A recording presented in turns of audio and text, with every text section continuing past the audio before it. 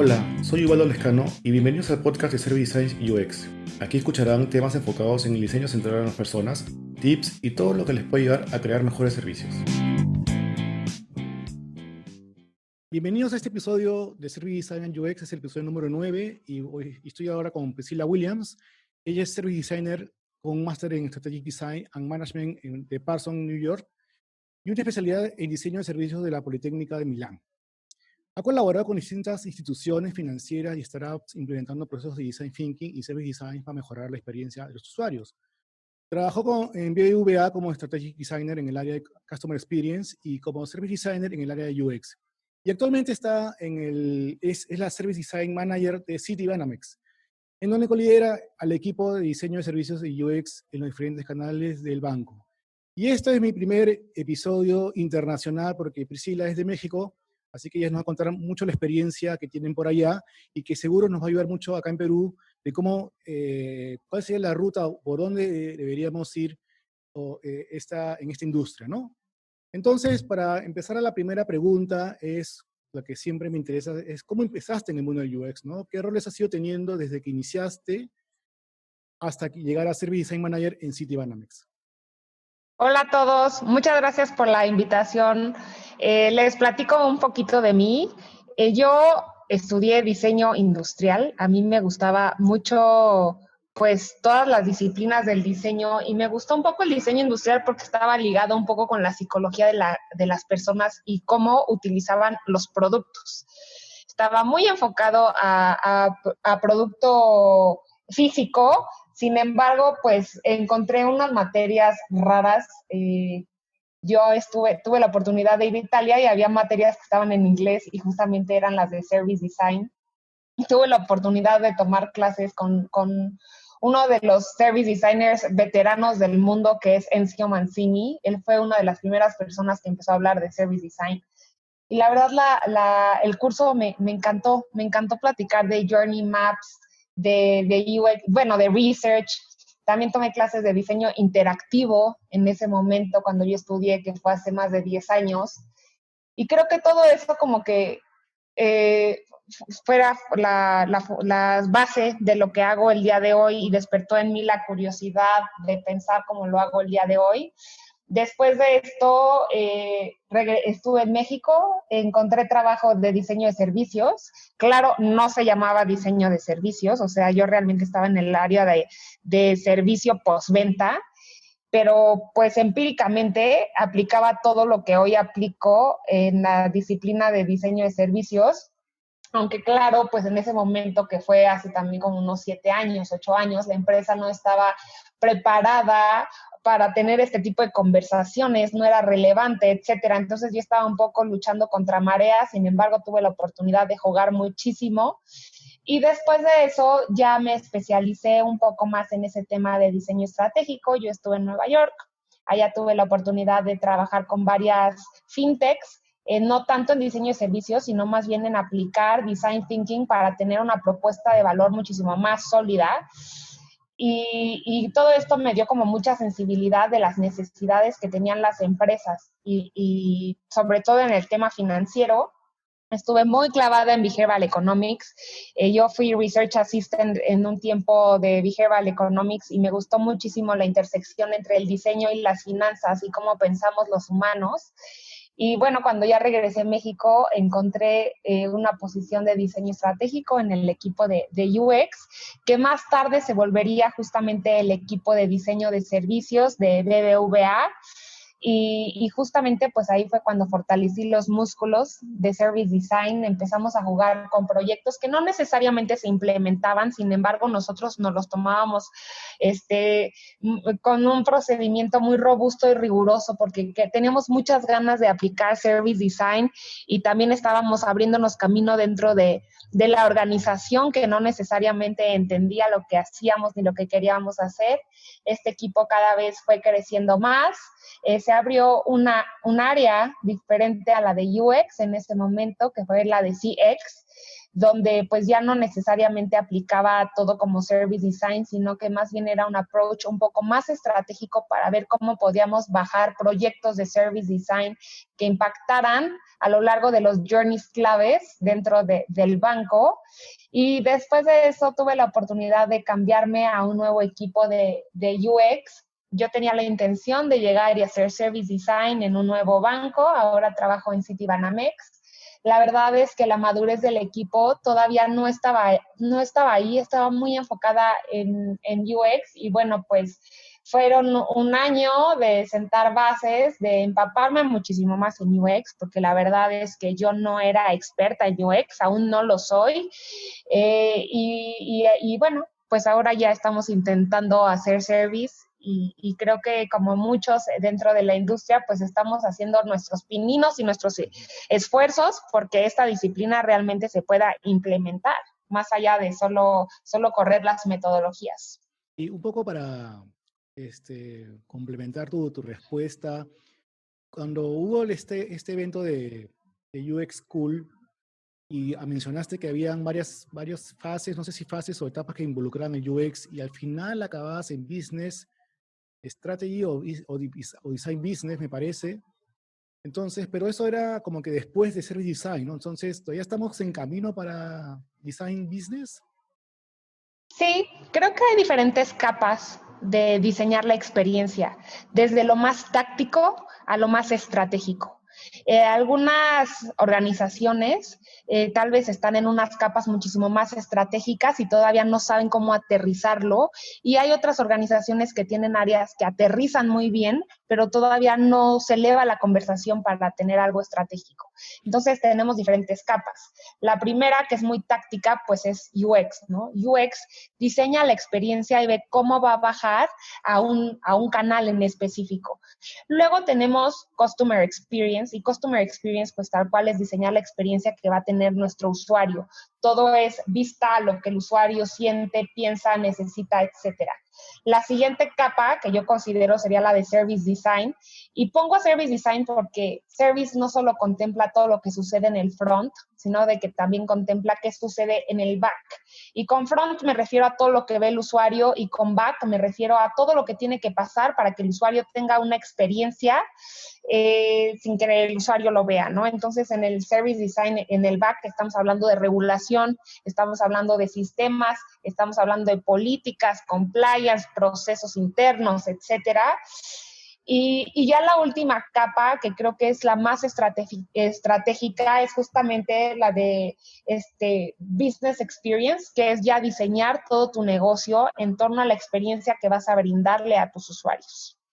Ok, de acuerdo. Y ahí un poco, para aclarar ese punto de estas fases que has mencionado, la madurez que debe tener una organización para poder empezar a hablar de proyectos de Service Design, ¿cuál sería? Porque, o sea, más como, por ejemplo, tu experiencia es que la banca es la que entendería es la que está más avanzada en madurez, ¿no? Pero ¿cuál sería el nivel de maduración de una organización para ya empezar a hablar de proyectos de Service Design? Creo que no depende necesariamente de un estado de madurez. Creo que hay algunas empresas que están haciendo service sin siquiera entender que hacen service y que ni siquiera tienen equipos de UX, por ejemplo. Era el caso de la primera empresa en la que yo trabajé, que pues no tenían equipos de UX, pero sí estaban muy enfocados en ofrecer una buena experiencia y ver cómo tenían que mejorar sus procesos internos para poder lograr esa experiencia. Hay otras empresas que empiezan hablando de algo táctico, como puede ser UX, empiezan con equipos de UX y conforme se va madurando la conversación pueden migrar a conversaciones un poco más complejas, como de service. Hay otras organizaciones que no necesariamente empiezan por UX o Service Design, sino que empiezan tal vez por Customer Experience y empiezan a medir mucho lo que necesita el usuario, qué es lo que quiere, y también se empiezan a enfocar a ver cómo lo pueden hacer.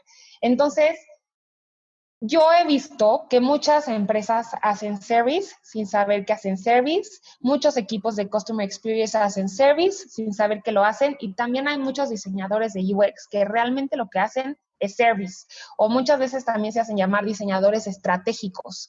Entonces, no depende de una madurez, depende, creo que, de que esté en el foco, querer mejorar la experiencia del usuario. No sé si concuerdes conmigo o qué piensas al respecto. Sí, bueno, en verdad, este tema de service design es, o sea, no tiene que tener nombre y apellido para llamarlo service design, ¿no? Si una empresa ya está preocupada de mejorar sus procesos y ve justamente tanto la parte de atención al usuario, digamos, que sea tangible, la parte que se ve y la parte que no se ve, que tú le hagas el back, entonces yo creo que ya están haciendo service design sin saber hacerlo, ¿no? Exacto. Claro, ahora, un poco también como, digamos, en la evolución de los nombres, me parece que quizás esta mejora de la experiencia antes era mejora de procesos, que era mejora continua de procesos, que se llamaba un área, ¿no?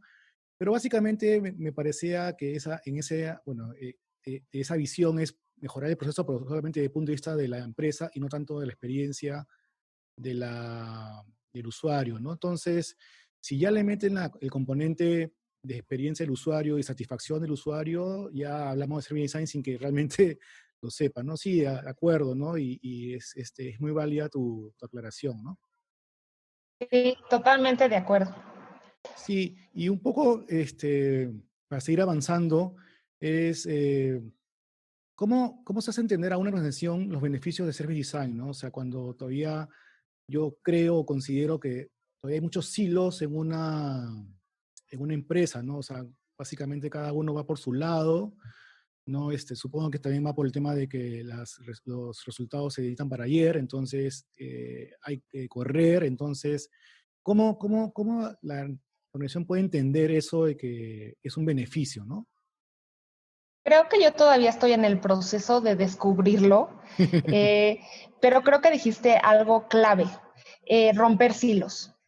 Entonces, en las organizaciones en las que yo en el momento tengo experiencia y en las que he trabajado estos temas, pues han sido monstruos de organizaciones con muchos equipos de trabajo, muchos hilos, y el service design justamente lo que intenta es alinear a diferentes stakeholders y hacerlos a trabajar a todos de la manita para avanzar consistentemente, ¿no? Entonces, creo que argumentos que podemos tener para convencer a una organización de tomar este approach pueden ser que podemos reducir tiempos porque los stakeholders van a estar alineados. Tal vez estoy hablando de stakeholders como tecnología, negocio, canales, ¿no? Que no necesariamente trabajan de la mano y hay mucho retrabajo.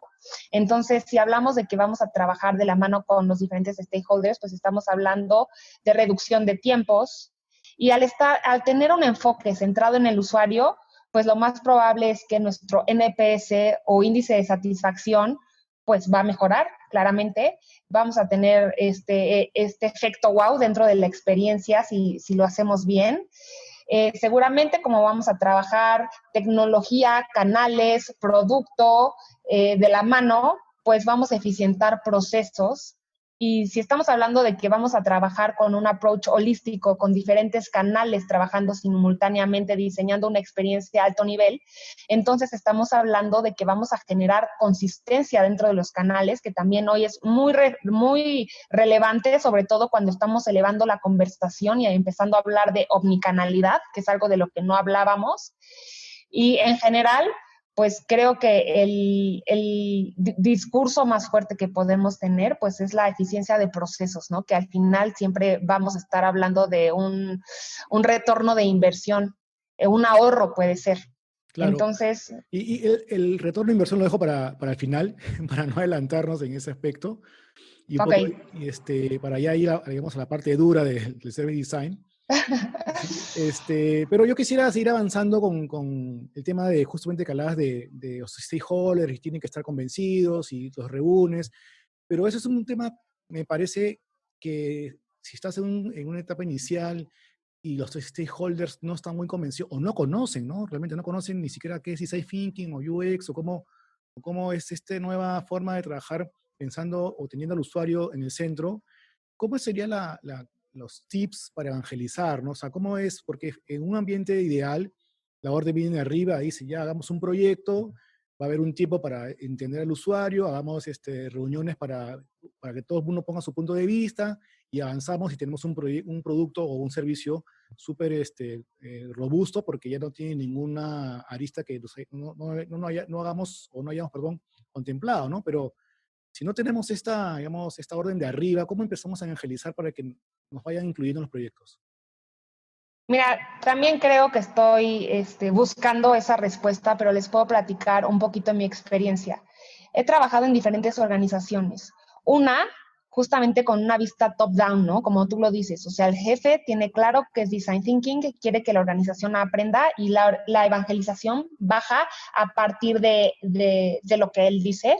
Entonces, pues la evangelización toma un poco más de relevancia y todo es más fácil. Sin embargo, creo que esto es algo que sucede en Disney y que muy difícilmente pasa en todas las organizaciones. No sé si Disney es como que sucede en el mundo súper ideal, Exacto. la felicidad Entonces, completa. sí, totalmente. Entonces, bueno, pues ahora lo que me estoy enfrentando es que más bien tenemos que hacer una evangelización bottom-up, y creo Ya, que es muy, muy, muy importante que sí se haga un ejercicio de evangelización, que se cree un momentum a partir del tema, que se sienten bases de design thinking. O sea, ni siquiera nos tenemos que ir a algo complejo como UX o service design, sino las bases de design thinking y de los beneficios que nos puede tener pensar en el usuario, prototipar, iterar, estar alineados y tener un enfoque multidisciplinario, etcétera. Fuera de la pandemia, dentro del equipo en el que estoy, pues había un esfuerzo fuerte dentro de cada mes. Alguien del equipo juntaba a un equipo de trabajo y evangelizábamos metodológicamente para ir ganando terreno dentro de la organización. mm, Entonces, se puede hacer una evangelización formal, como dar clases, casi claro. casi, o puedes ir evangelizando a través de los proyectos. Entonces, pues generalmente en las organizaciones que no están maduras, pues hay que tocar Mm. puertas, recibir proyectos, hacerlos muy bien, muy en forma y evangelizar los resultados de la aplicación de la metodología dentro del proyecto. Y eso también he visto que funciona muy bien. Entonces, creo que el que se decida qué approach tomar, pues dependerá de la estructura en la que uno se encuentre, pero creo que Sí, ambas pueden funcionar muy bien. sí, súper bueno. Y yo tendría quizás un tip adicional que a mí me ha funcionado súper bien, acercarme al usuario y decirle, mira, déjame ayudarte, déjame aplicar esta metodología, o sea, como tú dices, lo básico, el UX Design Thinking, y veamos resultados, ¿no? Y después, como le funcionaba, ya me incluí en los proyectos, ¿no? Ya decía, no, Claro. hablemos con Ubaldo y que venga con cómo podemos mejorar este proceso, este diseño, este servicio, ¿no? Pero ya el usuario era el que te convocaba, ¿no? Ya no venía como que de arriba, sino que el usuario te pedía que estés dentro del proyecto, ¿no? Porque también me ha pasado a mí que muchas veces UX no se incluye porque la etapa más importante para mí, que es el research y conocer el dolor real, no el dolor que te dice el comercial, sino el dolor que realmente está pasando, y que finalmente esa solución que vas a entregar va a ser la que va a funcionar y no la que crees que va a funcionar. No lo usan porque como que consume tiempo y están con el tiempo, entonces no, mejor vayamos con lo que conocemos y hagamos research, ¿no? Entonces, eso me ha pasado y hay que luchar contra eso para que finalmente valoren que lo que se hace generalmente va a traer lo que vamos a hablar más adelante, el ROI, ¿no? Claro, claro. Ok, El research es importantísimo. es súper importante, ¿no? Y un poco lo que tú hablabas de evangelizar la organización y dependiendo en qué etapa estemos o cómo o a qué momento nos enfrentemos, ¿cuánto crees tú que debería o cuánto crees tú que un proyecto de Service Design dure en promedio? Esta es una pregunta que me hacen muy seguido y la respuesta es muy tricky. Los proyectos tardan de acuerdo a los recursos que tengas asignados. De acuerdo. Y, o sea, hay personas que tal vez hay equipos que tal vez tengan 4 personas asignadas, entonces, y que todo esté viento a su favor. Entonces, pues los proyectos van a ser muy rápidos. Sin embargo, hay proyectos que no tienen el buy-in de los stakeholders, que hay una persona que no tienen recursos que les ayuden, y eso va a tardar. Entonces, realmente no hay un tiempo promedio, sino más bien depende de la situación de cada uno de los proyectos. Yo he hecho proyectos en un mes, he hecho proyectos en 3 meses, he hecho proyectos en 6 meses y todo depende de los recursos con los que tengo y también de la urgencia que tenga el negocio por este proyecto. Porque la verdad es que yo siempre me trato de ajustar o trato de que el equipo se ajuste para que el resultado de ese proyecto pues sea algo de utilidad para el negocio. Entonces, pues creo que es muy variable. Ok, entonces justo ahí has mencionado el equipo, ¿no? Y un poco quería explorar ahí, ¿cuál sería el equipo mínimo que tendría que tener un área de Service Design, en tu caso que lo manejas ahí en Citibanamex, para, digamos, funcione y saque proyectos adelante, ¿no? O sea, ¿cuál es lo mínimo en, no sé si en personas o en roles para empezar un área de Service Design? Creo que esto también depende mucho de la organización. Hay equipos que son una banda de uno y una persona hace research, hace content, alinea stakeholders, habla con negocio y ejecuta las metodologías. Y hay equipos que ya están como muchísimo más fuertes, que tal vez sí tengan una persona asignada de research, una persona de content, una persona de negocio. Entonces, esto también varía completamente de la organización. Creo perfectamente que una persona puede hacer un proyecto bastante robusto y claro, no tendrá el mismo alcance tal vez que un equipo de 4 personas, pero también vuelvo al punto anterior, o sea, depende del tiempo que Claro, tengas el tiempo, asignado ¿no? para llegar a Sí. los resultados. Entonces, pues también creo que el equipo se tiene que seleccionar o la capacidad del equipo se selecciona en torno a cuánta urgencia hay de tener resultados Claro. o qué tan a profundo se va a ir con el proyecto, porque hay proyectos de service muy superficiales y hay unos que sí se van súper granulares. Entonces, pues suena mal, pero también pues depende, ¿no?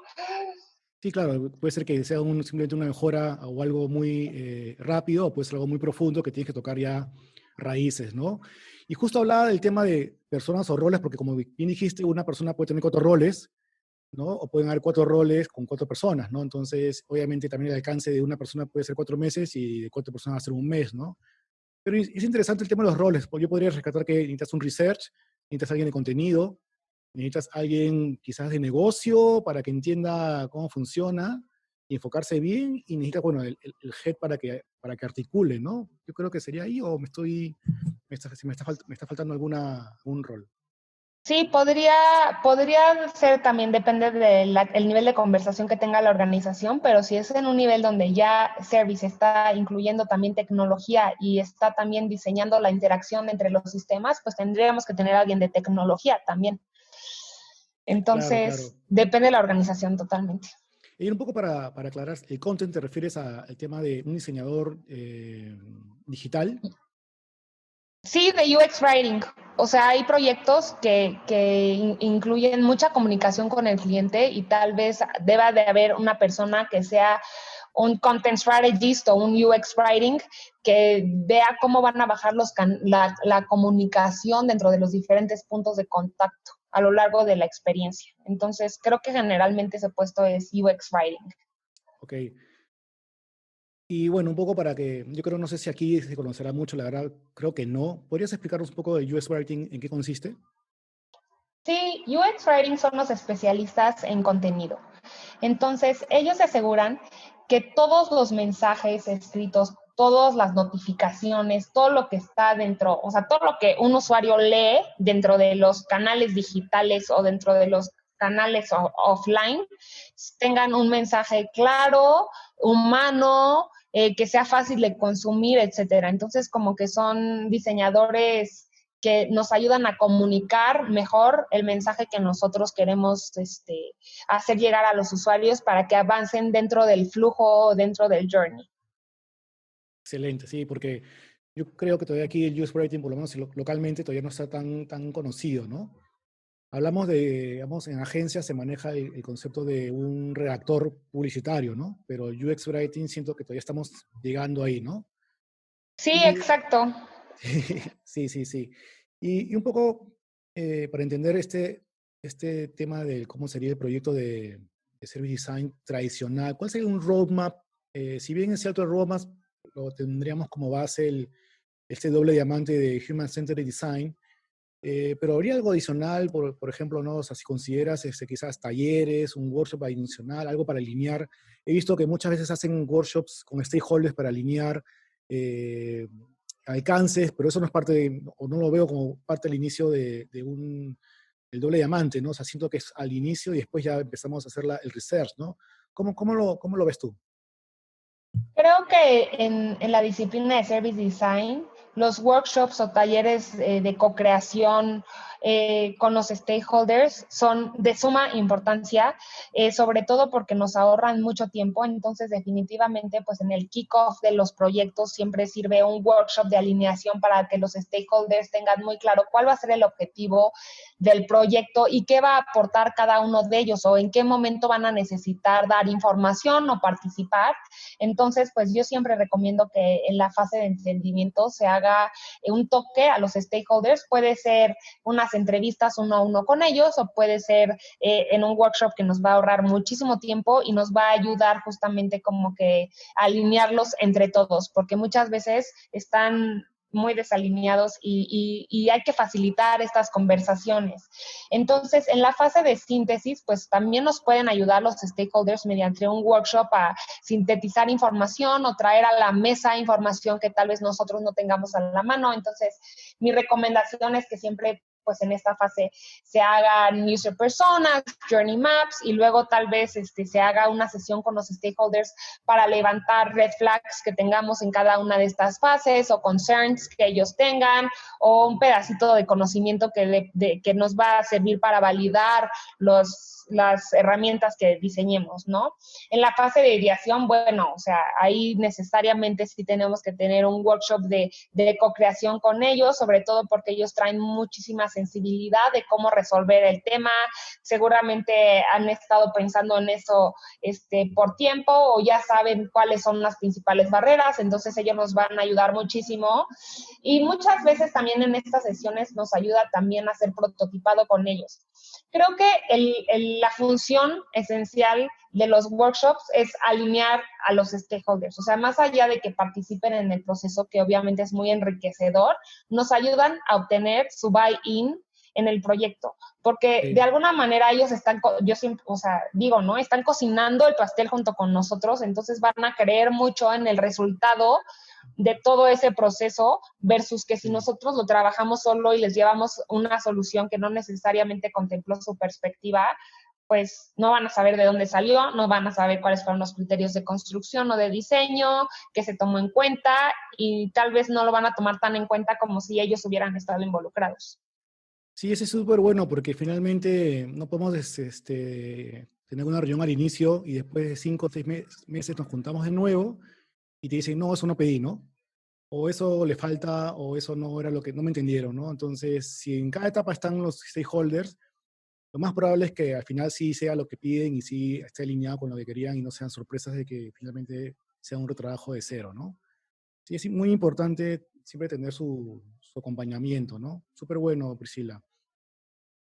Y ahí, cuando hablamos de stakeholders y un poco también el acompañamiento que mencionabas, eh, ¿cómo manejar, por ejemplo, esos casos de stakeholders que dicen no me invitaron y después entran después en otra fase y te hacen otra opinión o finalmente, o se olvidaron tal vez, ¿no? De decirte, me olvidé de esto, ¿no? Y quise que esté, ¿cómo lo manejas? Creo que al inicio de cada proyecto de Service Design nos va a dar muchísimo valor hacer un Stakeholders Map y mapear a todos los stakeholders que van a estar involucrados o que tienen una perspectiva interesante para la resolución del proyecto. Esto nos va a ayudar a entender también en qué momento tenemos que tocar a cada uno de los stakeholders. Entonces, tal vez habrá unos que no están tan relacionados con el problema, pero entonces no los necesitamos para la fase de entendimiento, pero tal vez sí los necesitamos para la fase de ideación o para validar las prototipos. Entonces, este ejercicio nos va a dar pues muchísima claridad de a quién tenemos que tocar, en qué momento, y también como tú dices, o sea, probablemente no estemos considerando a todos y los vamos a ir descubriendo conforme vamos avanzando en el proyecto. y se vale, ¿no? Irlo sumando y ver qué se necesita y si tenemos que regresar 2 pasitos. Al final, pues el proceso del doble diamante no es lineal y ya lo hemos platicado, o sea, se ha platicado mucho, es más bien iterativo y cada proyecto va descubriendo su camino. Entonces, se vale ir descubriendo stakeholders e irlos involucrando conforme avanzamos. Buenísimo. Y ya entrar en la parte dura, que es justamente lo que hablábamos al inicio y lo dejé para el final. ¿Cuál sería el ROI de un proyecto de Service Design? ¿O cómo medir la experiencia? ¿No? Yo entiendo de que tú puedes medir no solamente el ROI, porque es un tema económico, puedes medir en satisfacción como NPS, como lo mencionaste, o quizás generamos ahorro, ¿no? No tanto ventas, sino ahorro o ventas, ¿no? Entonces, ¿cómo se mide, digamos, las ventajas tangibles para poder venderlo a la dirección y decir, y me compren que el proyecto es importante y que empiece, ¿no? Todavía no tengo tan clara esa respuesta y espero estar descubriéndola pronto. Es algo que me cuestiono mucho y que he estado tratando de aterrizar en mi mente. Creo que tanto los proyectos de UX como los proyectos de Service Design todavía tienen mucha complejidad para poderse medir. ¿Por qué? Porque, bueno, la experiencia final que va a tener el usuario no solo depende del diseño que se haga, sino de cómo se entrega la experiencia. Entonces puede haber implicaciones de tecnología, puede haber implicaciones de diferentes índoles, ¿no? Del producto mismo que se ofrece, etcétera. Pero creo que los puntos que mencionamos anteriormente, pues nos van a ir dando pistas de qué también se está haciendo el trabajo y hay que tener estas cosas en el radar para identificar de qué manera nuestro proyecto pudo haber impactado en ellas. Entonces, definitivamente, pues, el que se acorten los tiempos de producción o de implementación, pues va a ser el resultado de un buen proceso de diseño, que sea eficiente en los procesos, que se mejore la experiencia y por ende le pegue a una mejora en NPS, pues también podríamos tomar en cuenta cómo está trabajando la organización, ¿no? O sea, tal vez un proyecto de Service Design puede hasta impactar el modelo de trabajo dentro de la organización donde se están rompiendo silos y por ende, pues se están percibiendo cambios tal vez imperceptibles a la vista del cliente, pero dentro de la organización pues se trabaja muchísimo mejor. Entonces, no tengo la respuesta de cómo podemos medir el ROI, pero creo que si estamos mejorando NPS y eficientando procesos, pues definitivamente esto va a pegar a que tengamos buenos resultados y creo que esos son los discursos de los que nos tendríamos que agarrar ahorita en lo que todos descubrimos cómo medirlo, porque yo creo que ahorita nadie tiene esa respuesta.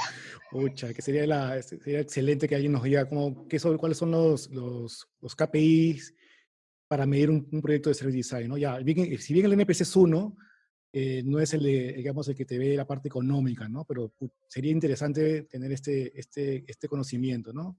Sí, Igual, y también creo que depende completamente de qué proyecto sea, porque la naturaleza de los proyectos puede ser completamente diferente. Entonces, y también dentro de las organizaciones que se ejecutan. Entonces, tal vez, o sea, como que un KPI en una organización puede ser que se implemente el proyecto, mientras que en otro ya puede ser algo muchísimo más elevado, como que impacta al NPS. sí, de Entonces, acuerdo. también depende mucho. Y ya para ir terminando, ¿podrías comentarnos algunos contenidos que tú tengas usualmente, no sé si en el día a día o que hayas tenido quizás como cabecera, para estar actualizada con toda esta industria que siempre se mueve y muy rápido?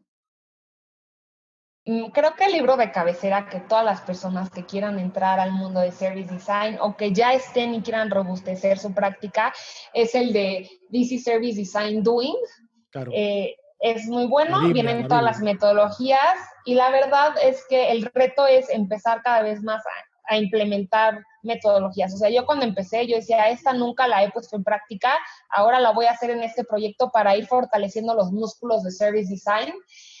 Creo que hay muchísimo contenido en internet, muy dinámico, hay muchos eventos, yo les recomiendo mucho subirse a las sesiones con expertos, a mí me encanta Service Design Show, me gustan mucho los eventos de la Service Design Network y creo que siempre presentan contenido interesante con especialistas que ya ejercen esta disciplina y yo he aprendido muchísimo a través de ellos. Y bueno, la verdad es que yo creo que ahora nuestro LinkedIn es cosa de buscarle porque está lleno de información que siempre vale la pena darle una ojeadita. Sí, es verdad. O sea, LinkedIn ahora para mí es la principal red social que consulto, ¿no? Sobre todo para temas profesionales. Y bueno, no sé si tienes algunas palabras finales ya para ir terminando. Pues creo que Service Design es una disciplina que todavía tiene mucho que robustecerse. Como verán, no tengo las respuestas a muchas de las preguntas porque todavía estamos picando piedra entre todos y ojalá que hayan disfrutado de este capítulo y que también se reten a ustedes mismos a poner en práctica este mindset de Service Design, el que la disciplina se robustezca en Latinoamérica depende de todos quienes están escuchando este podcast y creo que tenemos una gran responsabilidad para hacer mejores servicios y pues empezar a elevar la conversación, porque hasta hace poco solo se habla de las metodologías del service design, pero ahora el reto es justamente lo que platicábamos, ¿no? ¿Cómo logramos la implementación? ¿Cómo vamos a medir el éxito de la implementación, etcétera? Y depende de que todos como comunidad empecemos a crear contenido para empezar a aprender entre todos. Excelente, sobre todo el tema de comunidad, porque compartir conocimiento es algo que siempre ayuda y nunca nos va, nunca nos va a terminar, porque siempre hay algo nuevo que aprender y siempre estamos apoyándonos entre todos, ¿no? Por eso que también la idea de este tema del podcast es compartir conocimiento para que justamente existan más profesionales de UX, de Service Design, y así hacer una comunidad más grande y que finalmente crezca esta industria, ¿no? Y finalmente el más, más beneficio va a ser el usuario final, ¿no? Sí, la verdad muy padre y depende de todos nosotros. Muchas gracias, Priscila. Excelente todo lo que hemos conversado ahora. Espero que les guste todo este contenido y ya nos estamos viendo hasta el próximo jueves. Un abrazo.